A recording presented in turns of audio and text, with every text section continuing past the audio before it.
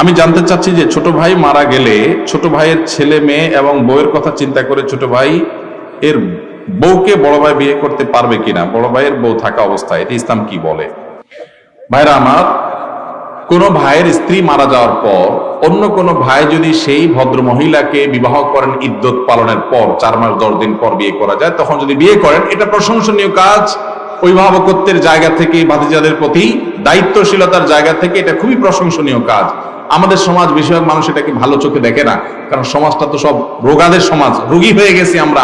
ভালো জিনিস আমাদের কাছে খারাপ লাগে, খারাপটা বরং ভালো লাগে।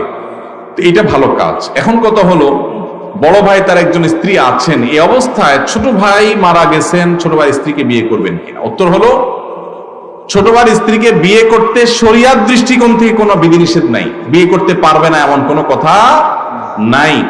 বাকি তার দুজন স্ত্রী একসঙ্গে থাকলে তিনি ইনসাফ করতে পারবেন কিনা, শরিয়ার বিধিবিধান মানতে পারবেন কিনা, সাম্যতা বজায় রাখতে পারবেন কিনা, এখানে আবার কিন্তু ন্যায্যতার ওয়াজ আনলে হবে না, এখানে কিন্তু সাম্যতা লাগবে, সমান সমান দিতে হবে। এখানে আল্লাহ তাআলা সেটা আমাদের জন্য আবশ্যক করে দিয়েছেন। তো সেটা করতে পারবে কিনা, এই বিষয়টা নিশ্চিত করতে হবে। যদি পারেন, তাহলে সব যদির পরে, সব শর্ত পূরণ হওয়ার পর তিনি চাইলে শরিয়া সম্মত ভাবে তিনি বিবাহ করতে পারবেন।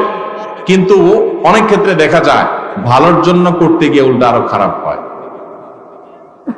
দেখা যায় ঘরে বিশ্বযুদ্ধ লেগে যায়, আছে না নাই?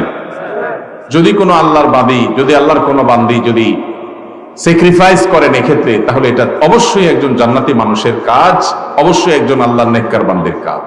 আল্লাহ আমাদেরকে তৌফিক দান করুন।